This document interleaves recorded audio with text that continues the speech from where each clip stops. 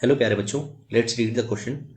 The question says a man of mass 100 kg stand at the rim of a turntable of radius 2 meter and moment of inertia 4000 kg meter square mounted on a vertical frictionless shaft at its center. The whole system is initially at rest. The man now walks along the outer edge of the turntable anti-clockwise. Direction दी हुई है ना. This is most important thing है ना, last में काम आएगा. With a velocity of 1 meter per second relative to earth.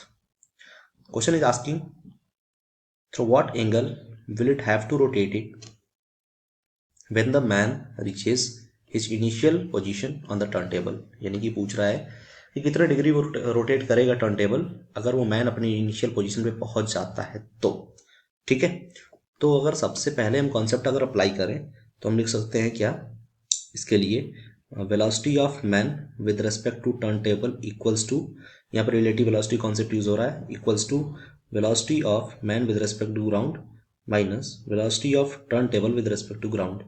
अगर यहाँ पर अपन यूज करें ये फॉर्मूला तो सबसे पहले अगर हम देखें तो velocity of man with respect to turn table is equals to 1 दिया हुआ है मैन की वेलोसिटी ग्राउंड के रेस्पेक्ट में, माइनस वी है ना, ये भी माइनस होगा क्योंकि दोनों की डायरेक्शन क्या है, अपोजिट है. ग्राउंड के रेस्पेक्ट में टर्न टेबल की डायरेक्शन और उस है ना जो टर्न टेबल पे मैन है उसकी डायरेक्शन अपोजिट है. अब हम यहाँ पे यूज करेंगे क्या बेटा, यहाँ पर हम फाइनली यूज कर रहे हैं वेलोसिटी ऑफ, है ना, इधर देखना मैं कलर चेंज कर रहा हूँ. हाँ, velocity of turn table with respect to ground equal to क्या होता है, ओमेगा इंटू आर.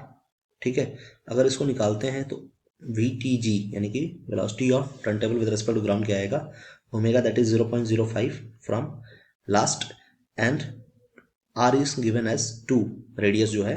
अब इसकी वैल्यू आएगी 0.1 metre per second, so it will be 0.1. और फाइनली जो वैल्यू मिलेगी हमें वो क्या मिल रही है, ये जो वैल्यू मिलेगी हमें velocity of man with respect to turn table equals to 1.1 metre per second.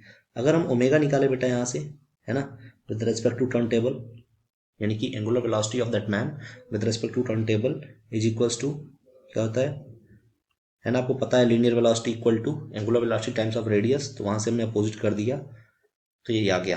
अगर इसको रखें तो 1.1 है ना upon 2 that is equals to 0.55 second inverse. ठीक है, चलो ये तो आ गया. अगर हम पर मूव करें आगे के लिए देन व्हाट विल हैव, हमें अब चाहिए टाइम टेकन. तो टाइम कितना लगा, तो टाइम इक्वल्स टू क्या हो जाएगा बेटा, टाइम इज इक्वल्स टू हो जाएगा आपका theta upon omega that of man with respect to T time, है ना, टर्न टेबल. तो टाइम टेकन निकालने के लिए क्या यूज करोगे, थीटा इक्वल टू 2 पाई, क्योंकि बोला है कि रोटेट करेगा तो ऑब्वियसली रोटेट करने के बाद ही आएगा. और टाइम टेकन क्या है 0.55 है ना सेकंड. ठीक है, इतनी वैल्यू आ गई. अब हमारे पास, अब एक बात सोचो कि अगर यहाँ से हम देखें कि थीटा कितना कवर कर रहा है डिस्क, है ना, यानी कि डेल्टा चेंज इन थीटा किसका, डिस्क का या फिर टर्न टेबल का कह लो, है ना, बात तो दोनों सेम ही है ना. तो आप यहाँ पे टर्न टेबल कह लीजिए, है ना, इक्वल टू क्या हो जाएगा टाइम इंटू, है ना, ओमेगा ऑफ टर्न टेबल. ठीक है, that is equals to 2 pi upon 0.55 times of omega that is 0.05, है ना. और ये किस में होगा बेटा, रेडियन में होगा.